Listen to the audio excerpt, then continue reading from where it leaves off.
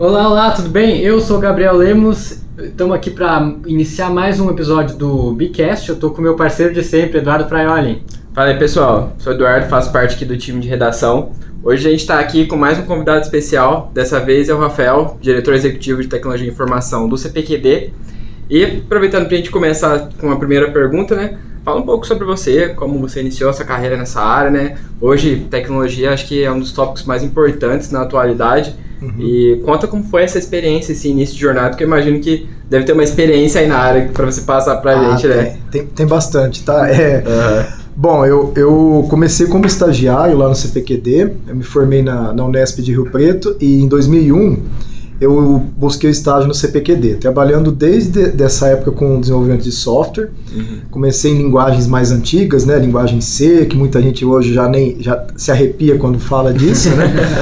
Mas assim, fiz estágio lá no CPQD, depois eu me tornei um desenvolvedor júnior, pleno, sênior, passei para a liderança técnica de equipes, me tornei gerente, sempre seguindo a mesma trilha, né? Sempre desenvolvedor sênior, depois líder técnico de código, passei a ser gerente do time de codificação numa época em que a gente trabalhava muito ainda no esquema que a gente fala cascata, né? Cada área tinha a sua função e a gente passava o bastão para outra, não tinha ainda o Agile como tem hoje. Depois eu me tornei gerente de uma outra equipe, aí sim de produtos sim a fim, cuidava de todas as disciplinas do desenvolvimento de software.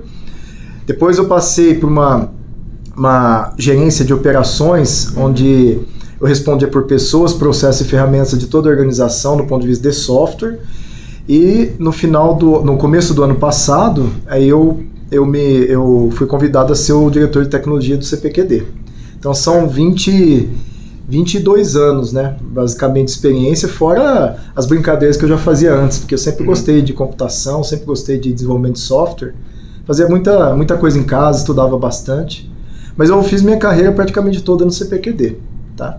Então, você fez o estágio lá inicialmente, sim. Continuou na empresa ou teve algumas migrações? Não, continuei sempre lá. Ah, sim. Desde 2001 eu tô lá e... Seguindo degraus. Seguindo os degraus, quase que um by the book, aí se for pensar, né? Porque é desenvolvedor, depois é líder de desenvolvimento, depois gerente de desenvolvimento, e foi a equipe aumentando, o número de produtos aumentando, até que ano passado eu entrei como diretor de tecnologia da informação.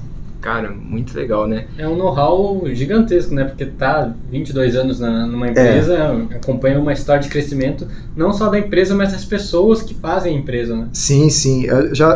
Assim, tem muita gente que coloca, né, que tem lado bom e lado ruim de estar na mesma empresa, né? Eu, por exemplo, hoje já conheço praticamente todo mundo, a todas as áreas, então... os problemas, eles são parecidos com o que a gente vê no mercado, mas quando você conhece já as pessoas, tudo fica mais fácil, né, de resolver. Você já tem o relacionamento, né, conhece os caminhos, né? Acho que até se cria esse sentimento de pertencimento, né? Com certeza. Que você passa lá, passa a enxergar como realmente uma família, né? As pessoas que estão à sua volta ali. Com certeza. Aquela história de vestir a camiseta, ele já tá fazendo a camiseta. A camiseta já tá... Tá vestindo o terno. Isso aí. E aproveitando, pra gente pegar a primeira pauta aqui. Eu imagino que você passou por uma fase de transição da tecnologia que, assim, foi surpreendente. Eu vi que você se formou em 2008, não foi na Unicamp, em Ciência da Computação? Fiz mestrado em 2008. Já em 2008 era mestrado. Mestrado. Que legal. Então, MBA. Foi na de Ribeirão Preto, falou? Não, a graduação foi em São José do Rio Preto, não Unesp. Foi em 2001 que eu me formei. Aí, em 2008, eu terminei o mestrado. E acho que 2009, se eu não me engano, foi o MBA que eu fiz. Muito legal, cara. E puxando esse um pouco mais para o passado aí, igual eu comentei com você, você deve ter visto essa transição da tecnologia, um salto muito grande naquele ano. Como que foi para você que estava na área ali de desenvolvimento e, assim, quais foram os desafios que realmente você notou? Até em questão, assim, de buscar mais conhecimento, né? Que eu imagino que a tecnologia, ela dá esse salto, a gente precisa acompanhar, e principalmente quem está no background, que é o que domina a linguagem de programação, né? É o cara que tem mais acompanhar esse movimento aí. Sim. Olha, durante a carreira eu vi, vamos colocar aqui o movimento de servidores no data center para nuvem. Eu vi muita mudança de tecnologia em termos de linguagem de programação. como a gente fala, a gente trabalhava em linguagens de mais baixo nível, que a gente fala, né? Vamos colocar assim, uma forma mais... o linguajar é mais distante do falar, né? Hoje as linguagens são muito mais alto nível, que a gente fala, até tem o low code, no code, onde qualquer pessoa com o mínimo de conhecimento consegue até desenvolver um software, né? Então eu vi assim, quase que, vamos dizer, não do assembler, que é a mais próxima do código de máquina, mas um pouquinho depois disso, que é a linguagem C, até hoje. Então, qual que é a questão aí, né? Como você colocou, a gente tem que sempre estar estudando, né? Tem que se estudar sempre. E agora tem uma coisa interessante, quando eu comecei, mal tinha Google. Então assim, nossa, mas como é que você aprendia coisa? Porque, né, talvez para muita gente falando, como assim não tinha Google, né? Tinha livro, tinha biblioteca, né? Tinha enciclopédia. Então assim, no começo da minha carreira, não sentia falta, porque eu nunca tinha visto o que era Google, mas estava começando, Alta Vista, começando o Google, né? Yahoo, né? Era o início ali da Era o início. Então a gente não se prendia muito a buscar coisas no Google. Tinha que ser estudado mesmo, conversado com o colega, né? E comparado com hoje, a produtividade hoje tende a ser muito mais alta. A informação é infinitamente mais fácil, né, de se obter. Apesar que tem que saber buscar a informação também, né? Então eu vi essa questão do buscador surgir, o Facebook não existia, o LinkedIn não existia, nada disso existia, né? Nessa época você entregava o currículo, né? Físico, né? Imprimia o papel e físico. Tinha e-mail, ok, mas assim, e-mail era a coisa mais tecnológica em termos de comunicação, né? Mal tinha celulares ainda, então eu vi muita coisa nascer aí em termos de tecnologia e assim, o tempo todo, você gostando da área, é um prazer você se manter atualizado, então o tempo todo você precisa acompanhar o que está acontecendo, em alguns momentos da sua trajetória para conseguir um bom emprego, em alguns momentos da sua trajetória para se manter num bom emprego, em alguns momentos para você ajudar a direcionar sua equipe ou sua organização, né? Então, a mudança é muito rápida, mas assim, faz parte, eu acho que da nossa função na área de tecnologia. Hoje está fazendo parte de quase toda a função, se manter o mais atualizado possível e temos ferramenta para isso, né? E a título de curiosidade aqui, Mijoro, você contou um pouco dessa história, mas naquela época já se falava de inteligência artificial como uma coisa futura. Você tem alguma certa recordação de como eram essas conversas, né? Sim. Se debatia muito já naquele tempo? Tinha. Inteligência artificial, assim, se você for pesquisar, ele é um tema antigo já. Até, já é um tema antigo, tá? Até antes disso. Pelo menos nas universidades, não tinha muita aplicação prática, tinha muita ficção científica ainda, né? Sim. Então, tinha muito filme, muita coisa coisas que hoje é bem possível. Então, por exemplo, hoje uma mensagem no WhatsApp, uma chamada de vídeo no WhatsApp, na época da minha infância, um pouco mais, eu via os Jetsons, que é um desenho futurístico, que você fala, nossa, consegue ver a pessoa, e a gente lá discando no dial, né? Então, você vê que assim, muita coisa do passado eu já vi acontecer na realidade. Então, inteligência artificial se discutia sim, mas assim, de uma forma bem assim, coisa mais maluca, esse negócio vai dominar o mundo, será que isso aí funciona mesmo? Muita especulação, tá? O Exterminador do Futuro. Exterminador do Futuro, então, era sempre a mídia, né? A mídia ou a ficção, sempre não, a maioria das vezes levou para um lado ruim da coisa. Eu acho que é até natural que pessoas que estão mais afastadas da tecnologia possam até sentir um pouco de receio, né? Porque tudo que você viu e você não é da área, levava por uma coisa assim, um viés mais negativo. Um viés negativo, um poder acima da humanidade, né? E alguma coisa de rebelião. Os filmes sempre foram nessa toada, né? Então, tinha, cara, mas assim, a teoria tinha bastante desde aquela época. Nas universidades a coisa foi se popularizando um pouco, até entrando em cursos de graduação. Sim. E hoje a gente popularizou, né? Então, assim, demorou muito para popularizar a inteligência artificial, né? Sim, desde que ela surgiu, né? É uma coisa que começa, assim, elitizada nos termos, mas depois começa a se massificar, como a gente vê hoje em dia, que é um acesso bem mais popular, por assim dizer. Então, aí você pegar de hoje, né? Na verdade, do ano passado, que saiu o ChatGPT, para quando se começou a estudar inteligência artificial, são muitos anos, são mais de 20 anos, né?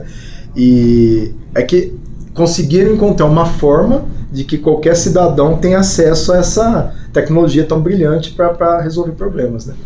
Sobre o ChatGPT, eu acredito que ao longo desses 22 anos, muitas ferramentas foram utilizadas para otimizar o processo de vocês lá no CPQD, enfim, outras empresas de tecnologia. Sim. O ChatGPT é a mais, como eu posso dizer, repetir o potencial, né? Tem mais potência de auxílio? Olha, tem uma diferença, porque por muitos anos a gente teve que buscar a ferramenta especializada para um nicho bem específico, né? Vamos colocar assim. Então, se tinha assim, ó, ferramenta especializada para automação de teste, ferramenta especializada para ajudar a escrita de requisitos, ferramenta especializada para gerar modelo de banco de dados, né? E isso vem evoluindo. Agora, o que aconteceu com o ChatGPT é que numa telinha preta ali no chat mesmo, você conseguiram concentrar toda a informação pública da humanidade até 2021. Compilado, né? Conseguiram compilar tudo que se produziu no mundo até então, até setembro de 21. E então, ali não importa se é software, se é arte, se é marketing, se algum ser humano pensou, publicou, de alguma forma você vai ter um retorno. Então é desproporcional até para comparar, tá? Eu diria para você o seguinte, ó, o que tem acontecido? Você tem ferramentas tipo o Tab9, GitHub Copilot, que são ferramentas especializadas para auxiliar na codificação. Então ela faz autocomplete, ela gera textos de código. Então muita gente já usava isso. Qual que é a diferença? A diferença é que no ChatGPT você conversa como estou conversando aqui com vocês. Ele não é um autocomplete, ele realmente compreende. Em termos leigos, né, quem é de IA vai falar que está errado isso aqui, mas assim, ele compreende o que você está pedindo ali e a maioria das vezes ele te dá uma resposta que assim, você, um cara sênior da tua área, fala, pô, faz sentido. Né? Então, é complicado até comparar porque, respondendo objetivamente, ela está em outro nível. Tá? Agora, o que é o ideal? É potencializar as ferramentas de nicho com a inteligência do ChatGPT. Então, você pega uma ferramenta que já nasceu para fazer uma determinada coisa, já estava no caminho de uma IA, por exemplo, potencializa ela com esse poder do ChatGPT de entender um texto em qualquer língua e responder da melhor forma, aí vira um negócio assim que eu acho que era até difícil de imaginar que a gente ia conseguir ter um dia. Tá? Acho que a combinação é o ápice. E hoje a gente vê assim, muitas extensões que dá para aplicar junto com o ChatGPT que otimiza muito o nosso trabalho, né? Sim. A gente fala de exemplo até aqui na nossa área. Em alguns momentos a gente utiliza justamente, às vezes, para ter insights. Quando a gente está na área de redação ou copywriting, tudo bem que às vezes na questão de aplicar a emoção ao texto, ele não se mostra tão eficiente quanto a gente quer. Sim. Mas em questão de insights, de trazer informações que talvez a gente não tenha pensado, isso é muito relevante. Eu acho que essas extensões que, assim, conforme passou o tempo aí, desde o lançamento dele, surgiram, auxilia demais, né, nessa execução. Mas, ó, por exemplo, eu que estou na área técnica, não tenho habilidades aí de marketing, de comunicação, com alguns tipos de prompts, a gente consegue gerar textos mais enfáticos, textos mais descontraídos, textos mais formais, né? E o que eu acho bastante interessante é que assim, toda vez que você pede uma ajuda, você tem a oportunidade de aprender muita coisa, porque você pode pedir ali no prompt, me explique passo a passo qual foi a tua estratégia para montar esses insights, esse texto, né? Então isso eu acho sensacional. Então assim, nós da área técnica, às vezes somos considerados pessoas que não sabem escrever muito bem, bonito, né? De uma forma legal. Um pouco mais objetivo. Muito, né? Muito, né? Objetivo, bullet. Então, os colegas de UX falam, pelo amor de Deus, Rafael, para de pôr bullet nessa apresentação, coisa horrível, né? Não precisa de bullet. Escreve um pouco mais. Escreve, para, né? Então, mas para nós, então pensa assim, né? Eu entendo assim, ó. Para quem não é da área, ele é um super quebra-galho. Então, por exemplo, eu poderia pedir uma ajuda para vocês que são da área de comunicação, mas já com uma coisa um pouquinho mais elaborada. Não aquele texto cru meu de bullet lá que eu mandaria como um técnico, né? E por outro lado, na área técnica, é como se eu tivesse um cara que conhecesse bem mais do que eu, à minha disposição, para eu tirar dúvidas rápidas. Né? E não importa o nível, eu posso pedir para ele explicar de uma forma detalhada, eu posso pedir para ele fazer para mim, para eu poder revisar, eu posso pedir para ele corrigir em cima do que eu produzi. Então, Hoje em dia eu vejo assim, muitos conteúdos que ensinam justamente a moldar o comportamento do ChatGPT. Eu imagino que é algo que você deve utilizar também. Para assim, ter uma estrutura que você segue ali para você dar as ordens e já esperando a resposta do jeito mais objetivo possível. Não, é isso mesmo. Isso aí o pessoal tem chamado até de engenharia de prompt. Né? Diz a lenda que vai surgir aí o cargo de engenheiro de prompt. Tá? Isso mesmo que eu iria te questionando. Eu não vi ainda, mas é uma tendência, tá? Eu acho que tem se pensado assim, e esse caso em especial eu não acho que é modismo não, tá? É um nome que encontraram aí, mas realmente o segredo está em saber perguntar, tá? Se você souber perguntar, você tem respostas extraordinárias ali. Então, respondendo ao que você colocou, o segredo está em você saber trabalhar o contexto. Então, vou dar um exemplo aqui para você. Se você coloca assim, ó, eu sou responsável pela área de tecnologia, considere que eu sou responsável pela área de tecnologia do CPQD e hoje eu tenho que dar uma mensagem para todos os colaboradores da organização sobre o ChatGPT. Me dê alguns insights sobre isso. Quando eu coloco isso, na teoria ele já vai fazer um negócio um pouquinho mais formal, mas eu posso falar, não, mas a galera aqui é toda jovem, eu quero um texto um pouquinho diferenciado, né? Você fala sobre o público. Sobre o público, então você pode falar sobre o público, quem é você pode falar assim para ele, ó, considere que você seja um advogado, você, o ChatGPT, considere que você seja um advogado. A partir de agora, tudo que eu perguntar, você vai responder com termos jurídicos. Então, a partir daquele momento, você começa a pergunta, ele só responde juridiquês. Né? Tem outra coisa, assim, você pode delimitar, considerando o que eu vou escrever entre aspas duplas, aspas simples, peço que faça as correções ortográficas, explique todo as regras gramaticais utilizadas e depois transforme isso na língua inglesa formal. Então, o segredo é o contexto que você dá, tá? Eu posso colocar meu currículo ali, digitando contexto, considerando que essa é a minha trajetória no CPQD, escrevo. Qual seria o melhor modelo? Qual seria? Isso, exatamente. Sim. Então, o grande segredo é a pergunta, mas no fundo é o contexto que você dá para ele. Tanto é que, assim, pouquíssimas empresas teriam condições, eu acho que financeiras ou de infraestrutura para fazer treinamentos de modelo no porte de um ChatGPT. Tanto é que as gigantescas estão brigando aí pelo mercado, né?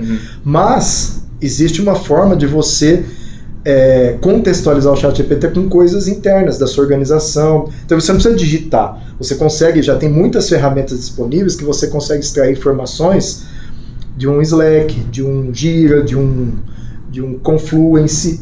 E aí isso gera um contexto, com isso você faz perguntas, então ele faz perguntas, ele se responde considerando situações da sua organização, por exemplo. Personalizadas. É uma forma de você treinar o ChatGPT com dados seus, né? Então, é isso. Acho que... Agora, muita gente tem essa dúvida, que até pode ser muito por conta do contexto fictício que a gente conversou há pouco. O ChatGPT vem para substituir as pessoas, vem como uma ferramenta, vem para criar novas profissões e encerrar com outras. Olha, substituir pessoas, eu não acredito, tá? Acho que não eu acho quando a gente vai ficando um pouquinho mais velho, nós vamos percebendo várias coisas que acontecem que tem essa mesma pergunta. É um pouco de sensacionalismo, com preocupação. Mas por conta, eu acredito, dos filmes. Sim, também.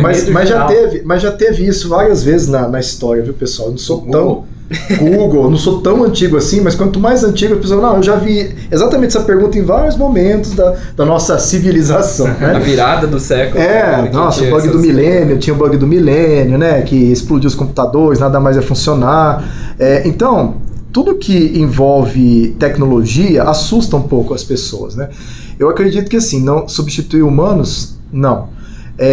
Eu acho que vamos colocar assim, vai dar um upgrade na nossa capacidade produtiva e na qualidade daquilo que a gente gera. Vai dar um upgrade na velocidade com que a gente aprende coisas, na velocidade que a gente produz coisas, né? Então, eu acho que assim, não sei se vocês já ouviram isso, né? Acho que vocês estão em outra geração, mas assim, um básico, você está no mercado de trabalho qualquer, é o pacote Office. A gente falava isso, né, no passado, tá? Inglês, pacote Office, né? Informática, falava informática, né? Agora eu diria para você, acrescenta o ChatGPT nesse pacote, pacote básico para você ter um emprego legal. Já vai estar incluso ali como pré-requisito. Eu entendo que sim, é uma ferramenta, porque assim, se você mexe no Google, por que você não vai usar o ChatGPT? Se você tem medo do Google, a gente precisa entender o porquê que você tem o medo do Google, mas se você já usa o Google, pensa o seguinte, o ChatGPT é uma evolução do que você fazia no Google. Qual que é a diferença? O Google, ele te dá uma listagem baseada naquilo que você perguntou. Mas ele não tinha capacidade de consolidar tudo num texto inteligível para o ser humano ali, né? Muito mais preciso, né? Em outras palavras, o ChatGPT consegue ser... Então assim, é uma evolução do Google. De uma forma simplista, poderia dizer que sim, mas vai além. Então, assim, é um outro nível de ferramenta que veio para agregar, ao mesmo tempo popularizando a inteligência artificial, tá? Porque, tirando o medo das pessoas, porque até então, né, você usa Google, se tem IA ali atrás ou não, você não sabe também, né, sei lá se tem IA, se não tem, né? Agora, o ChatGPT foi declaradamente, né, olha, isso aqui é IA conversando com você. Então, eu acho que tem que olhar por esse lado, é para desmistificar, tirar o medo das pessoas. Ah, mas eu vou colocar dado lá, eles vão pegar dados meus.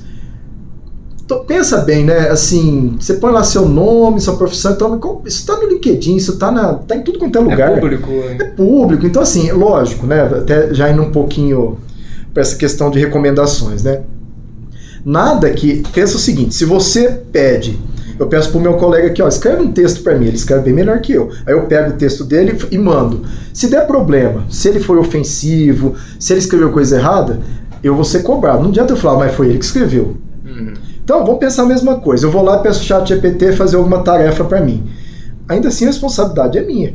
Então, de qualquer forma, se o e-mail não ficou bom, ficou ofensivo, ficou antiético, não foi explicativo, eu pedi para ele me ajudar, não é por culpa no ChatGPT, né? Essa inteligência também de identificar o que ele escreve e aprimorar o texto dele. Isso, exatamente. Então, é para ser uma ferramenta que nos torna pessoas mais produtivas, mais capazes, com maior velocidade, com maior qualidade, e a capacidade de aprendizado ela aumenta exponencialmente. Como eu disse, a qualquer momento você pode questionar ele toda a lógica que ele teve por trás ali para te explicar alguma coisa ou para corrigir alguma coisa.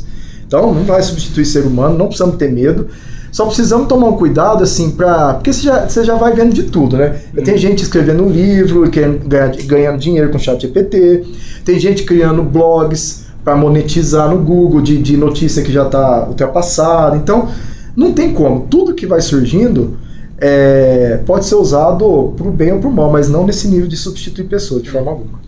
Bom, assim, a título de curiosidade minha, né? Falando um pouco do código de linguagem do ChatGPT. Ele é realmente, assim, muito sofisticado, porque é uma ferramenta que demorou para surgir aí, levando em consideração os avanços, né? Mas o código de linguagem dele, por trás, ele no background, sei que é da área, já tem um pouco mais de experiência, vai saber falar com precisão. É realmente sofisticado? É assim, pessoal. Quem é assim como em qualquer área, na área de computação você tem várias especializações. Então tem pessoas de inteligência artificial.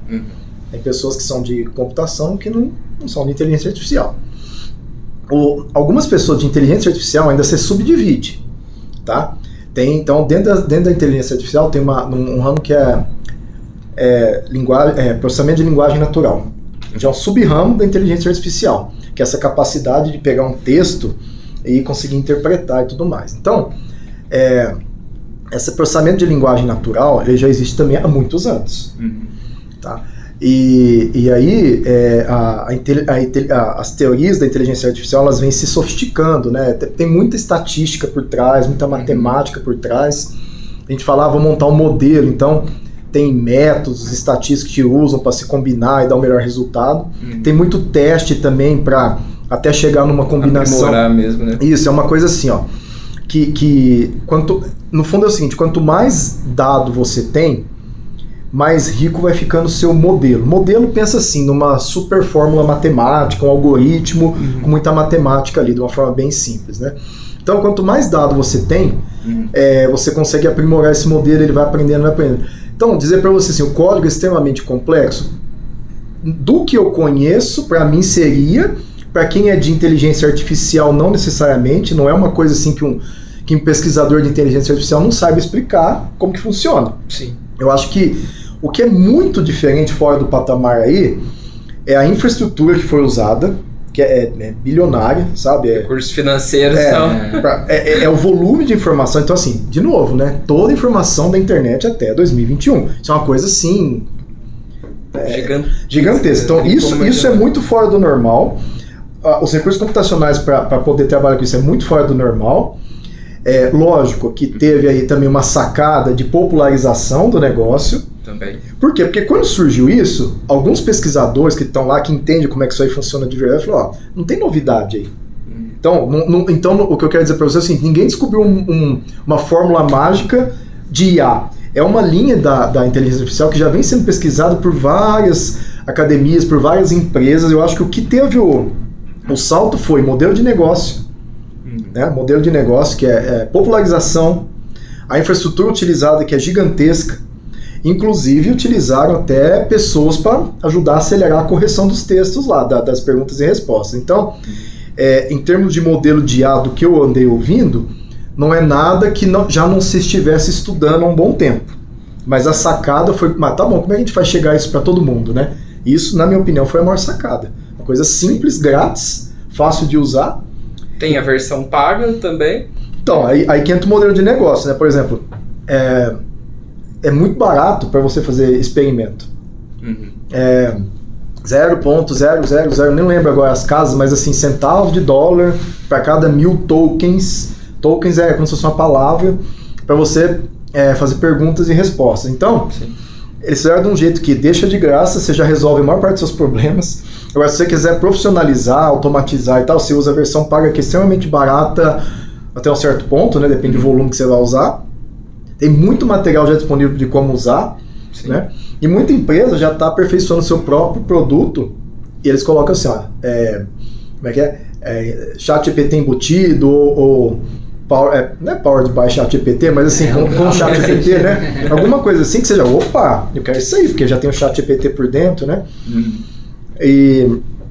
Mas eu acho que assim, não é a inovação da pesquisa em IA. Eu acho que foi a sacada da OpenAI aí, junto com a Microsoft, né, que para poder lançar isso mundialmente. Com certeza. Foi lá no CPQD. CPQD é uma empresa que faz serviços de tecnologia da informação, ou seja, vocês estão completamente conectados com este mundo, com este ambiente digital. Vocês usam bastante ChatGPT? Sim, lá no CPQD, inclusive, nós temos pesquisadores de IA que até me explicaram isso que eu acabei de falar, que não é uma coisa revolucionária em termos de modelo, né? Mas a gente está usando para várias coisas, tá? Então, a aplicação mais direta é no processo de desenvolvimento de software. Você pode, desde a especificação de requisitos até o que a gente chama de deploy, instalação e produção, automatizar tarefas, gerar código mais rapidamente, gerar código com mais qualidade, corrigir problemas de segurança em código. Você pede trechos de código para ele porque funciona assim, né, pessoal? Desenvolver software está mais para criatividade do que para linha de produção. Por outro lado, no mundo, muita gente já fez coisa muito parecida com o que a gente faz. Como eu disse, se alguém no mundo já fez até 2021, ele mais ou menos vai saber responder ali. Então, a gente tem usado bastante para geração de código, geração de teste automatizado, para melhorar textos de requisitos. Isso nós já estamos usando na prática, né? Então, isso aí, ele dá uma velocidade, assim, uma qualidade impressionante no desenvolvimento de software, tá? Mas, nós estamos incentivando pessoal de comunicação, pessoal do jurídico, pessoal do RH. Vou dar um exemplo para vocês, ó. Lá no RH. Então hoje você tem algumas empresas, você tem a Udemy, a Lura, várias empresas aí que fornecem treinamentos à distância, né? Mas aí eu preciso montar uma trilha de capacitação, uma sequência de treinamentos para um determinado perfil. Como é que a gente fazia até então, né? Então você chegava, o RH falou, poxa, precisa montar um treinamento para DevOps. Tinha que pegar alguém de DevOps ali do CPQD mais sênior, buscar no Google. Falou, olha, eu acho que os melhores links estão aqui, ou na Lura tem essa formação, mas tá faltando isso e isso. Então, é um trabalho e depende de um cara sênior da área para poder ajudar a montar. Como é que a gente fez esses dias? Eu fiz uma demonstração lá para incentivar o pessoal da RH. Falou assim, ó, gere uma trilha de capacitação para um profissional, posso pôr sênior de DevOps, apenas com treinamentos gratuitos, disponíveis online e em português. E coloque os links de cada um dos treinamentos. Eu escrevi desse jeito que eu tô falando, que eu tô lembrando que eu escrevi. Fez. Em 100%. Não, você mal digita, né? Você fala assim, 100%, às vezes um link ou outro já não faz mais sentido. Então, mas, cara, entre isso e você dar uma melhorada e você ter que pegar um cara sério, pedir pra ele sentar, buscar num lugar, buscar no outro, não tem comparação. Inclusive, comparando agora na questão que falou antes sobre os centésimos de dólares que cada token tem. Cada 1000 tokens. Cada 1000 tokens. Entre pagar isso e pagar um consultor sênior. Pois é, então, eu acho que assim, a gente ainda está na experimentação da viabilidade financeira para qualquer coisa. Enquanto está lá a tela preta que todo mundo pode usar, tudo bem. Usando com precaução, assumindo a responsabilidade daquilo que está sendo utilizado, evitando colocar coisas sensíveis. De fato, né? Você não vai colocar ali, você tem um segredo de mercado, de negócio, você não deve colocar ali naquela tela, porque assim, de uma forma ou outra, acaba indo para os servidores da Microsoft, da OpenAI e tal.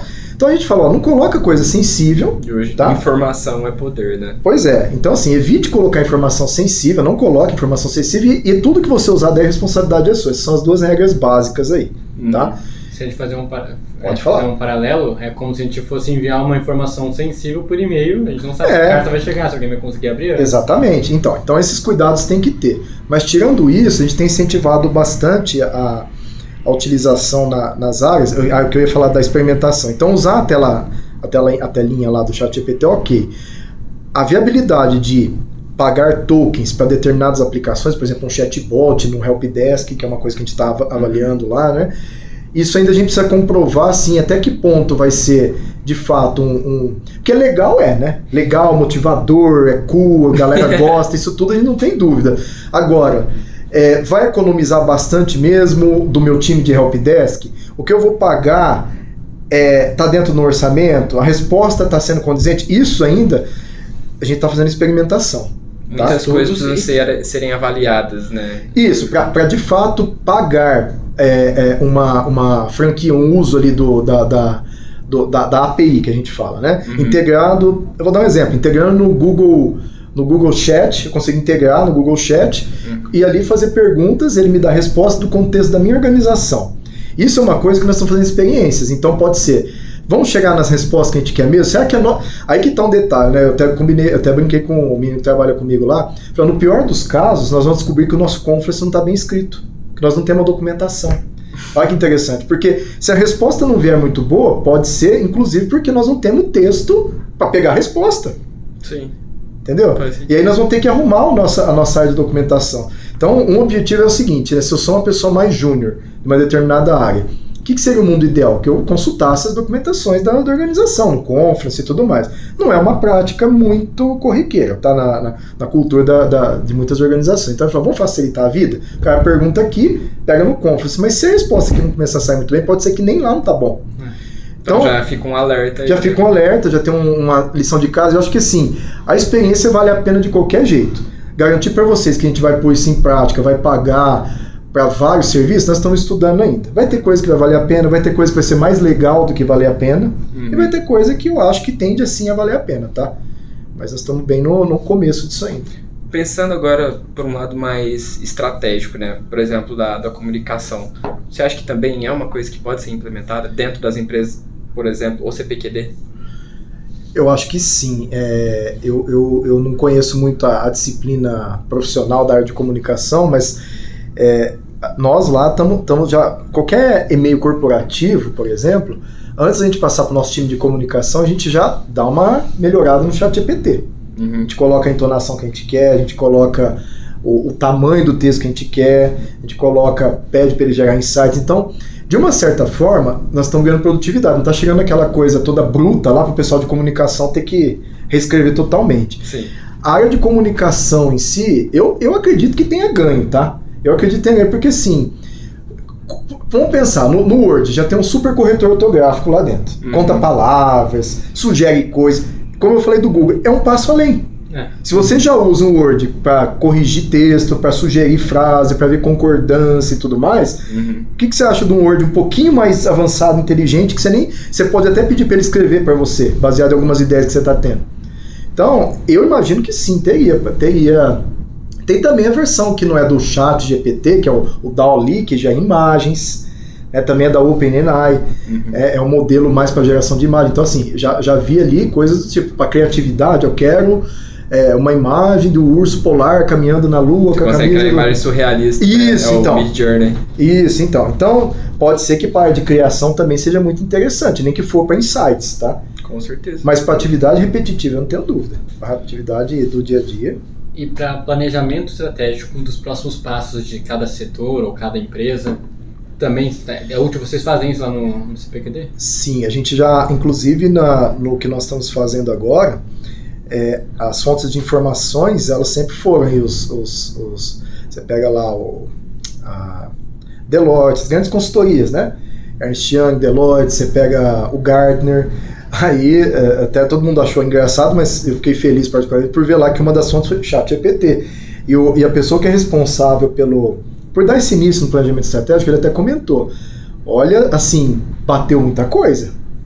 Bateu muita coisa. Ele falou, olha, eu fiz a mesma pergunta, no caso ali ele fazia pergunta, nos outros não é fazer pergunta, é busca, né, meio estilo Google. Ele falou, olha, muita coisa que eu perguntei aqui e respondeu em segundos, eu tive que pesquisar em 2, 3 desse aqui. Tá, então, assim, é realmente útil, tá, gente? Hoje ainda tá meio aquela, eu faço os dois para conferir, né? É curioso porque tanto a inteligência artificial tá suscetível a erros como a gente. Então, assim, Exatamente. imita tanto o comportamento humano que acaba tendo esses erros, o que é normal.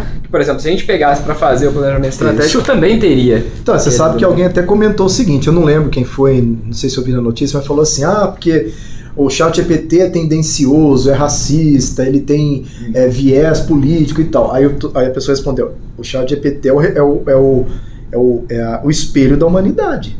Exato. Tudo que a humanidade publicou na internet está disponível, foi compilado ali para fazer a resposta. Então, se nós, seres humanos, somos tendenciosos, temos vieses políticos, né, racistas, etc., vai acabar aparecendo ali.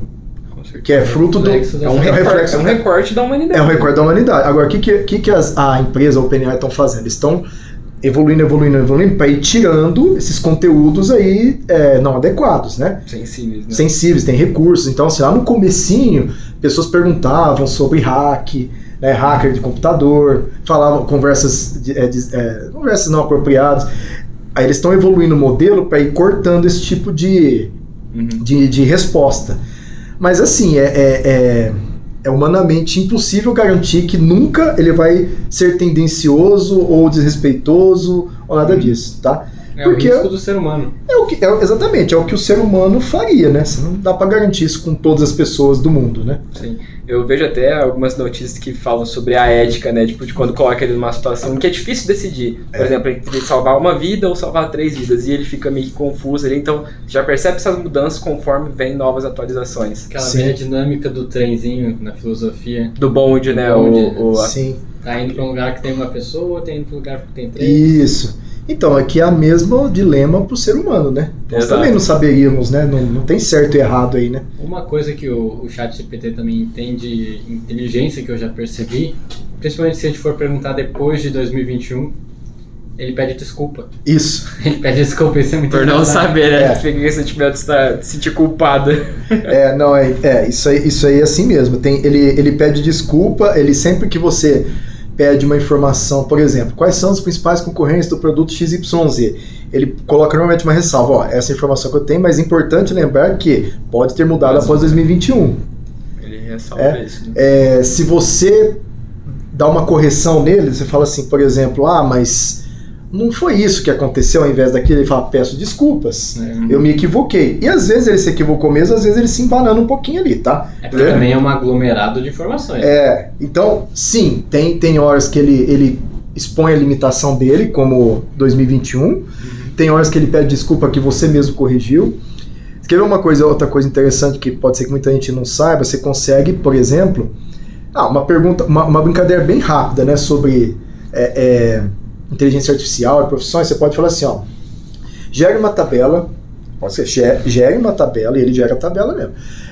Com as principais profissões que vão ser alavancadas através da inteligência artificial ou vão ser extintas. Explique o porquê e como devo me preparar para cada uma das situações, numa tabela. Pode fazer.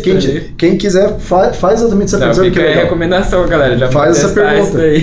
Então ali... Já começa a aprender essas ele fala até o que você tem que estudar para você ir bem na determinada profissão ou para você ter mais sucesso nessa profissão nova que está surgindo. Até sobre ele mesmo ali, ele consegue responder, né? Até capacitação profissional. Eu gostei muito dessa ideia de perguntar quais cursos gratuitos dentro de tal área. Em português. Que eu possa fazer, me dê um certificado, me dê um diploma.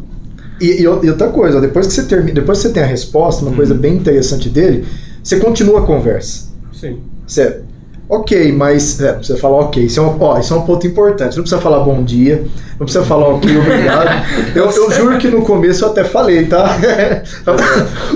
Tava acostumando ali, né? E um amigo meu falou, Rafael, você não precisa ficar. Não é uma pessoa, né? Falou, agradece pelo menos, vai saber se tem uma próxima revolução. Então, aí. Exatamente, alguém falou assim, quando dominar o mundo, o Rafael tá salvo, porque ele foi generoso com o negócio. Mas então, pessoal, vocês podem.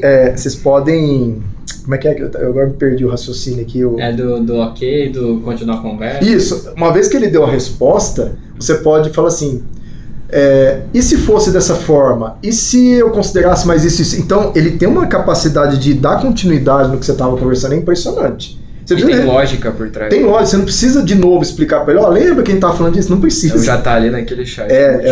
Você consegue compartilhar, você consegue colocar, não sei se todo mundo sabe, mas tem um app do ChatGPT. Então você faz pergunta, isso aqui é legal para um amigo meu, você já compartilha o link, o cara clica, já tem a pergunta e a resposta. Então, legal. As coisas bem interessantes aí.